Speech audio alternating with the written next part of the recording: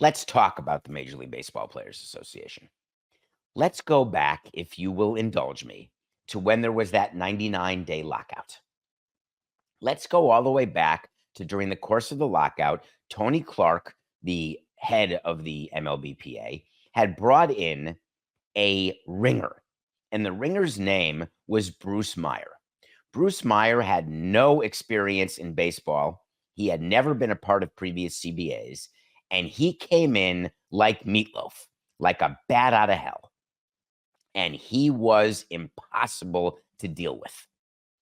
And the players thought, well, this is great. We have someone who is going to stand up for us. He's going to represent us. He's not going to care so much about our comforts. He's going to care about our economics, and he's willing to fight. Day 40, 50, 60, 70, players missing paychecks, threatening to end the season. Don't forget about all that was going on during the lockout. That was only, is it 2 years ago or 1 year ago? Where the players, as they're missing paychecks, worried about the season coming to an end and actually getting canceled, not worrying so much about chefs in the kitchen, not worrying so much about time of game and off days and travel days and creature comforts, they realized, the economics are a problem now. And then when there was an agreement, who remembers what the vote was to ratify the CBA? This guy here does. Remember, there are 30 team representatives. Each team gets its own representative. Then there are 8 members of an executive council, and each one of them gets a vote. So there are 38 votes to ratify a CBA. Do you remember how the vote went? The members of the executive council, who were full of players like Max Scherzer, controlled by Scott Boras, voted against ratification. The player reps all voted for ratification, and the CBA passed. There was always a thought during the last negotiation that Scott Boras was putting himself into the negotiation using his players as mouthpieces, which is what he's done since I got into baseball. Max Scherzer can stand up all he wants and say, these are all my thoughts. I have no idea what Boras thinks. It is absolute horse hockey. Scott Boras gets to his players, and his players have this level of loyalty that is now going to disappear because the loyalty came from them getting paid numbers that they didn't think they'd ever get because owners would bail out Boras and therefore Boras's players. When that's not happening, all of a sudden players are looking and saying, I'm not sure that Boras should have this amount of power within the Major League Players Association. So then Boras says, I'm not involved. But everyone knows that he was. Everyone knows that he not only used his players, but that he was using Bruce Meyer. Except Bruce will tell you, Boras, I don't even talk to the guy. Horse hockey. He'll tell you, I'm doing this for the love of the game and to represent all players, from the lower class to the upper class. Horse hockey. And guess what? The chickens came home to roost in a report that came out last night. In The Athletic, Evan Drellick and Ken Rosenthal have told you that there is major discontent within MLBPA. It's not news.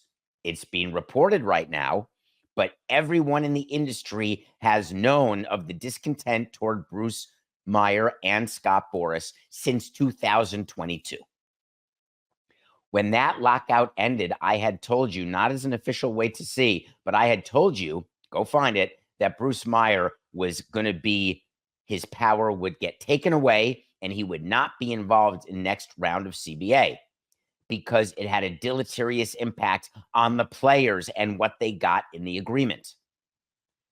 So word is out that there was a call where reps of the union, and now there are 72. Don't forget, there's still 38, 30 from major league teams, 1 per team, 8 on the executive council, which has now turned over, and there are fewer, if any, Boras clients on the executive council.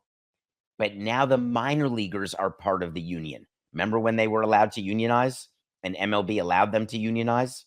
There's now 34 members of the minor league union, which is part of the major league union, on the full executive council, all of whom will be involved in the next CBA. They did a call with Tony Clark yesterday, Standard, where they expressed a desire to get rid of Bruce Meyer. Think about that level of mutiny. You go to your top guy. It's like going to your GM if you are the head of scouting and saying, I want to get rid of the head of development. It's like a player going to a manager and saying, I want to get rid of the pitching coach.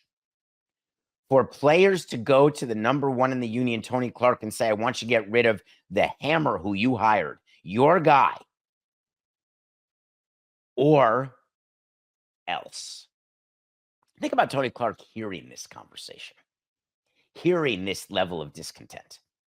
Do you actually think that Bruce Meyer has a chance to survive this? The fact is that the players have an alternative. They want a guy named Harry Marino to take over for Bruce Meyer. Harry was actually the lawyer who represented the minor leaguers as they unionized. Meanwhile, owners and the commissioner and the commissioner's office, let me do my imitation of them knowing how this is playing out inside the union. I'm not a very good dancer, but I'm doing the Snoopy dance right now. I'm giving you all I got, Seth Rogen. I'm doing the dice. I'm doing the dice. I'm doing the roll. The owners have wanted to make sure that Bruce Meyer's gone because they viewed him as an impediment to getting the best deal possible for them. And they put themselves in a position where now the players have realized that Bruce Meyer was an impediment to getting any sort of deal that would be even decent for the players. This is monumental because here's what happens next. Tony Clark has to decide who has the power in the union. Are they keeping the power with the upper class, or are they giving the power to the middle class and the lower class? Scott Boras doesn't care about the middle class or lower class.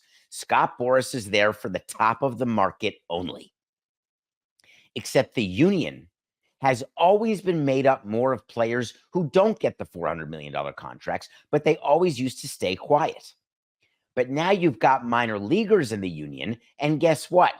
The overwhelming majority of them will never forget free agency. They won't reach arbitration. The overwhelming majority of those members of the union will not see 1 day of service time. So the power balance of the union is shifting. How coincidental that it's shifting as Boras has been unable to strong arm owners to get the top of the market players what he promised the top of the market players.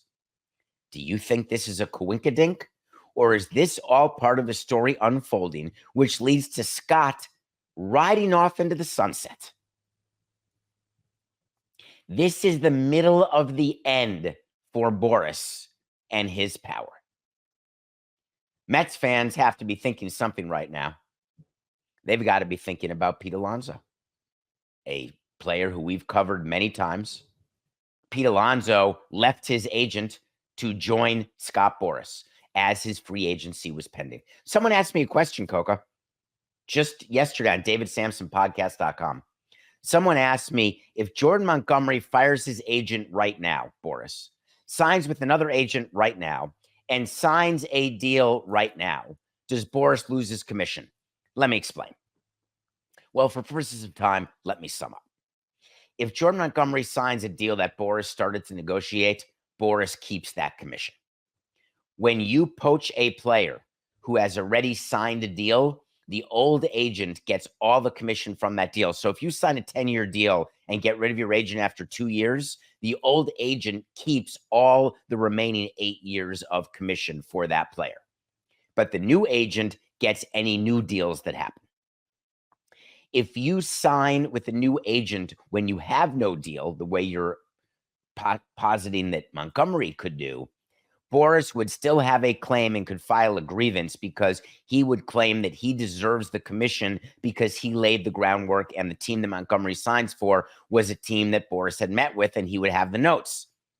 If Montgomery fires Boras and signs with an agent and they sign with a team who had not engaged with Montgomery at all, then the new agent has a claim to keep the entire commission and for Boras to get nothing, which would make every agent do a better Snoopy dance than I did Because believe me, if you think only the owners want to put Boras out to pasture, you're only half right. The agents do as well. And the process that you're seeing now, it's happening right now. Who's going to win the power clash between Marino and Mayer? It's clear it's going to be Marino. What I'm excited about is how Tony Clark will have to announce this, because he's got to be super careful. He answers to the players. He only has his job because of the players. But on the other hand, he has to be seen as being loyal to his lieutenants. He can't have his lieutenants thinking that the players can run to their boss, meaning Clark, and all of a sudden the lieutenants lose their job. So Tony Clark, as CEO, quote unquote, of the union, executive director, he's got to tread very carefully, and his next move is going to be critical. However, no matter how you slice it, his next move will be see you later, Meyer. Hello, Harry. So I'll give you an official wait to see. And the wait to see is that Bruce Meyer will not be part of the next round of CBA negotiations. I can promise you that. Okay. You know, it's funny when you go through this sort of unrest. It's happening. It happened when the commissioner announced that he was leaving at the end of this term. There were all these articles about who would take over, and you start looking at, is this person good enough, or does this person have the votes? And I talked to you about a bunch of $10, Coca. I talked to you about a bunch of candidates and how it's too early. Who knows if the commissioner is going to leave? It is very hard to ever get unanimity when it comes to any appointment like this, whether it's the commissioner, whether it's the head of the union, whether it's the highest lieutenant in the union. And even this Marino guy, just keep in mind, he does not have unanimous support. Even on that call, there are going to be people who are questioning, should this coup d'etat happen? And that's why I mentioned Clark's next move is so important. Great work by Evan and Ken. Fascinating read on The Athletic. My main takeaway, to reiterate, bye-bye, Boras.